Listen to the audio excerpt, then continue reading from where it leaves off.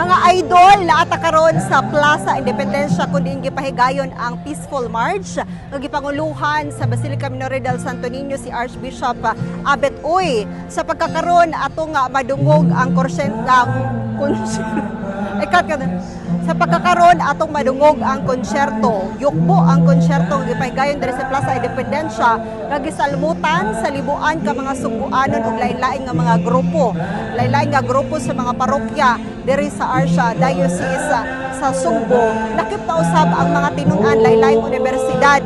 Makita na to karon nga pulos naka white t-shirt o nakasulob og puti ang mga tinun-an, ang lain-laing nga mga katawhan nga naa diri karon gisalmot alang sa kasaulugan sa ika-40 nga EDSA People Power Revolution. Unya kaganina ato pong nasilati no pagkahuman sa Santos nga misa gipanguluhan gihapon ni Archbishop Abet Uy, patingog usab ang kampana dungan sa tibuok mga parokya sa Archdiocese sa Sugbo. Pagkahuman ni ana adunay programa nga sa Pilgrim Center. Pagkahuman sa baong programa adunay hamubo nga peaceful march gikan sa Basilica Minore del Santo Niño paingon dinhi sa Plaza Independencia.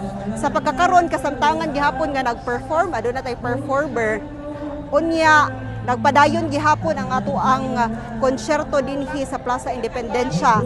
Nakita po nato nga adunay mga personnel, adunay mga otoridad sa lain-lain nga mga area, aduna po fire or sa ang ato ang mga otoridad sa BFP og ari apod ang abang ambulansya aron pagsiguro sa kahapsay gihapon sa maong selebrasyon ning ika-40 nga anibersaryo sa EDSA People Power Revolution.